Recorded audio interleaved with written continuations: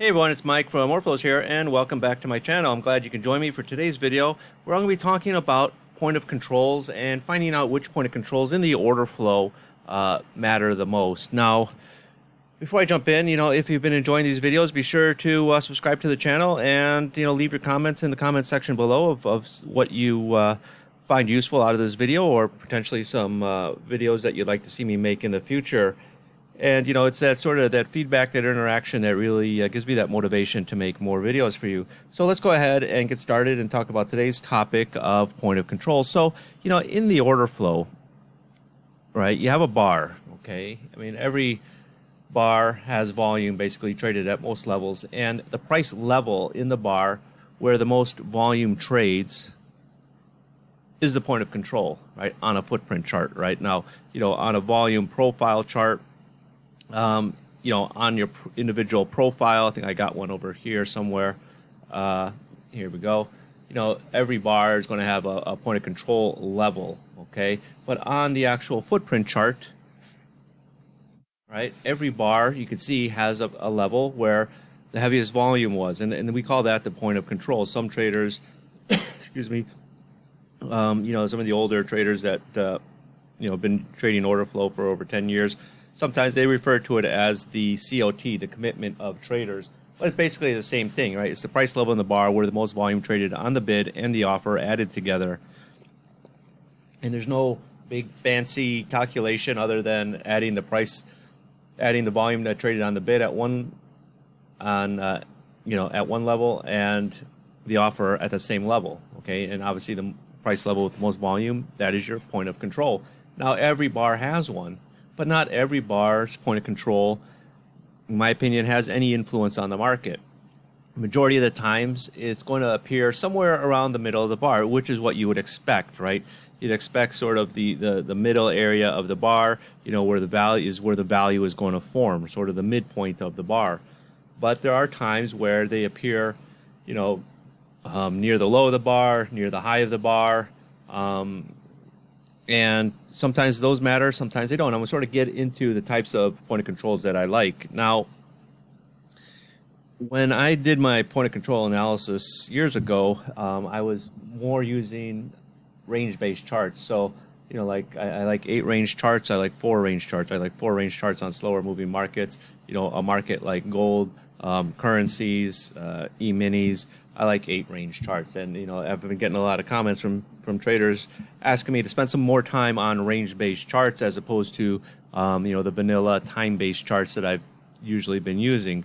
So this is an 8 range chart, and as you can see, a lot of the bars have the point of control somewhere near the middle of the bar. Like here, this bar here, it's in the middle. This bar here, it's like one tick below the middle. Here, it's in the middle. Here, it's towards the bottom end, towards the middle, towards the middle, towards the middle, towards the middle, middle parts. And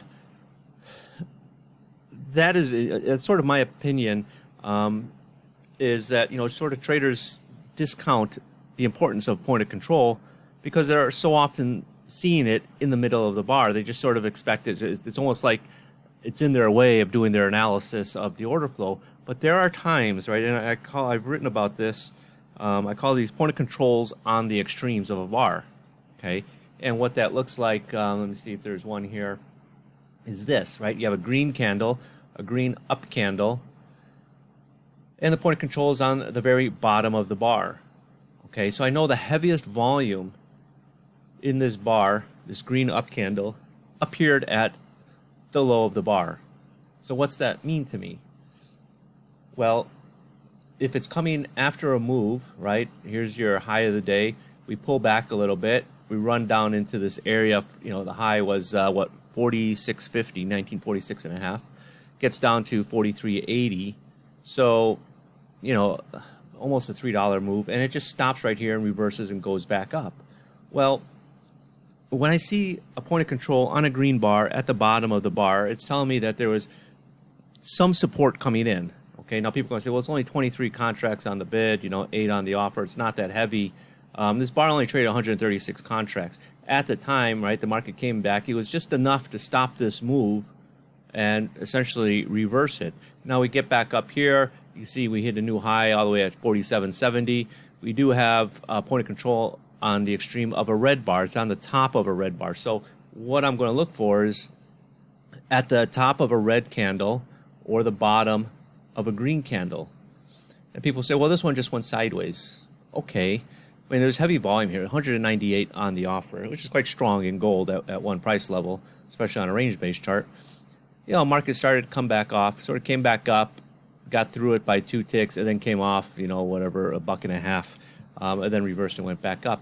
But it's not just that you have it on the extreme, and this is where I see a lot of traders sort of run into problems using point of controls on the extremes is they're not taking it in context. This is in a market that's going sideways, right? We had just traded there 2 bars earlier. Prior to that, 2 bars earlier.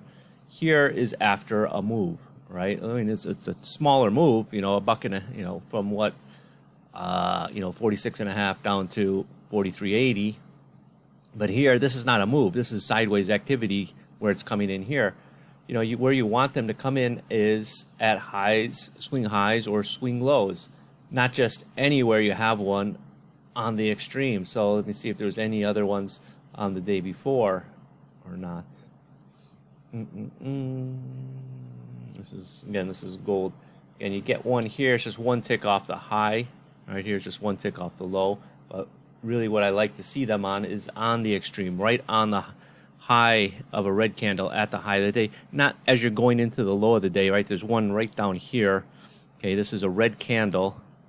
Let me just up my chart here, right? It's a red candle, point of control on the extreme, but we literally sold off, you know, from our highs up here down to the low of the day. Then you get that. That's not where I want. If I'm going to be looking for a point of control on the extreme, I'm going to be looking for a green candle somewhere near the low, either when the low is made or as we're starting to move away from the low, not in a red candle after we've been selling off quite strongly.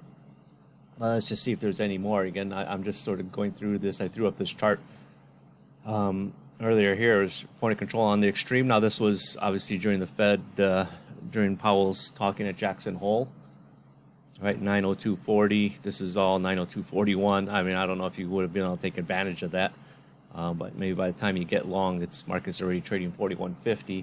But that's sort of, you know, you can see how the market found that liquidity.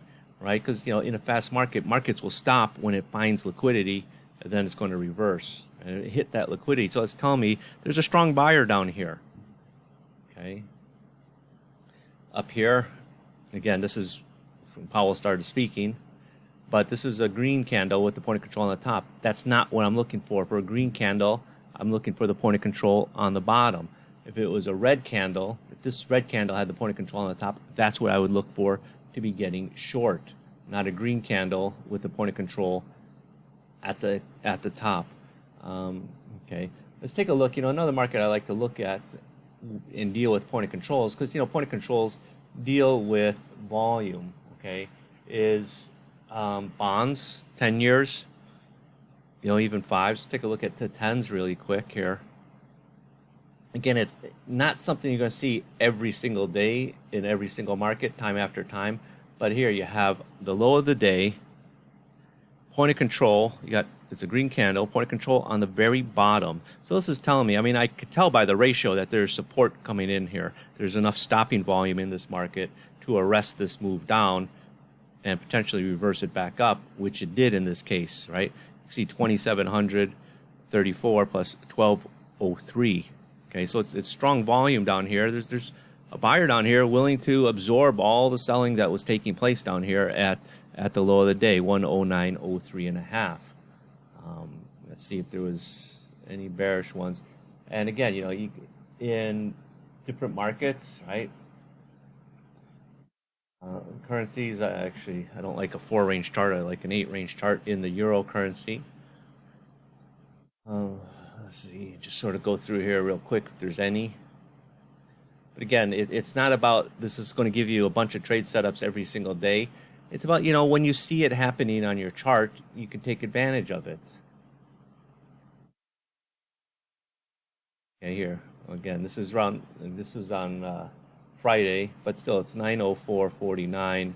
You know, you do have a couple minutes, about a minute to take advantage of it. It's after Powell started speaking. You know, the market really went nuts around 9 o'clock, then again at 9:02. This is at 904, almost 905. Point of control right there on the top of the bar, right? 41 contracts trade up here at the high of the day. Doesn't seem like much, but at this point, it's enough to satisfy all the liquidity that was looking, being searched for in the market, right? And it was enough to stop that move. I'm not saying that there's so much selling pressure coming into the market that is stopping. It was enough that it's enough to absorb whatever buying was there and exhaust it, in the sense of the aggressive buying that was taking place is now done. Okay, that's the point I'm trying to make. Now, in other markets, like say E-minis, okay, E-minis is a market that distributes volume fairly well, in the sense that you're not going to get very many, if any, point of controls on the extremes, either at the top of a red bar or bottom of a green bar. That's just an observation that I've noticed, over the last couple of years, especially on a range-based chart. You might get it on a time-based chart, but on a range-based chart, this market, E-minis, distributes the volume pretty well. When you start getting into a little bit more, some of the more other stock indices, YM, YM moves enough. I don't know if I'd use an 8-range chart, maybe a 10-range chart. I haven't looked at it today, so I don't know if there was any on a 10-range chart. But oftentimes you're going to see the market hit an area of liquidity and just sort of stop on a dime and reverse. Okay, I don't know if there was any today here. I mean, market sold off, right? This is a move from 614 all the way down to 533, 80-point sell-off. Hits this area is just enough. 17 was just enough to finish absorbing whatever aggressive selling was taking place and cause a little bit of a bounce, right? I mean, was it a massive move? No, it was a move from about 47 or 50, back up. It did get as high as 73, but more or less, a small move. Anything else here on this is YM. Okay, that's going back to the morning time now. But again, that's on a 10-range chart. If you were to look on an 8-range chart, obviously it's going to be slightly different. You might, I don't know if it's still going to appear there this morning. One thing that I have noticed is when you're looking at it, see, it's not even there on because I think it was right around this, I think it was around that time, I can't remember now. When you're looking at it, when you change your range on your chart, obviously it's going to make the chart look a little bit different. Now people will ask, well, what about this one here? Okay, 558, I mean, this is what I like to see on a red candle, but we're sort of, it's sort of on the upper end of this range that we're trading in, right? Basically between 29 and 58. We had already just been trading 58.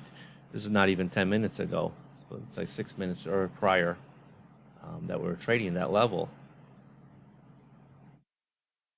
So hopefully you start to get the idea. I'm just going through markets here at random. Crude oil. I like crude oil on an 8-range chart as well.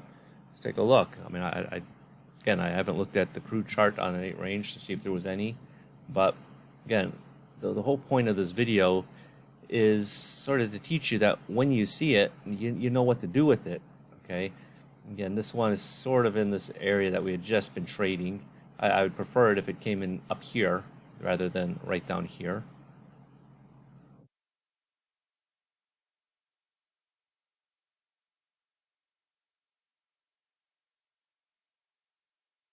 It's always good to trade things in context of the market, in the sense of where the high or the low is. So this was last night, okay, Sunday night. You see this market selling off. So around 9 o'clock Chicago time, 9:04 p.m. last night, Sunday night. Strong selling in the market. Gets down here and it stops and it reverses. Point of control right on the bottom of this green candle at the low of the day. It's enough to absorb whatever selling is taking place there. Right? You can even see here on the offer, 103 lots on the offer. And the market, it was finally the sellers, they had no more to do. They gave up. They got no more selling. I mean, they were quite aggressive selling it all on the way down. Then it gets down here, and they can't push it any lower. Why? Because they got no more bullets. They're done. Their gun is empty, so to speak. And then the market works its way back up, right? From, you know, the 79, 81, 82 area back all the way up, you know, another 40 cents in, you know, by the time Europe is open. So, you know, that's going to wrap up this video on point of control. You know, extreme point of controls, looking for them as stopping volume. Again, it's not just about taking every single one that appears. You want to put it in context, right? You want to see it coming in after a move that happens.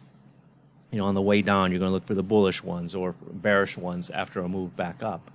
You know, and again, it's not something, as you can see, I went through a bunch of markets. It's not something you see all the time, but really, you know, if you're going to take one thing away from this video, what I want you to do is go through your charts, look at them, start expanding it, not just point of control on the extreme. Start looking at point of controls at slightly different levels and go from there, because that's how, you know, DYR, right? Do your research. DYOR, do your own research. You know, for your crypto guys, is you're going to find that you're going to start seeing things happening over and over as the markets find turning points. And it's uncanny in the sense that you see this happening time in and time out.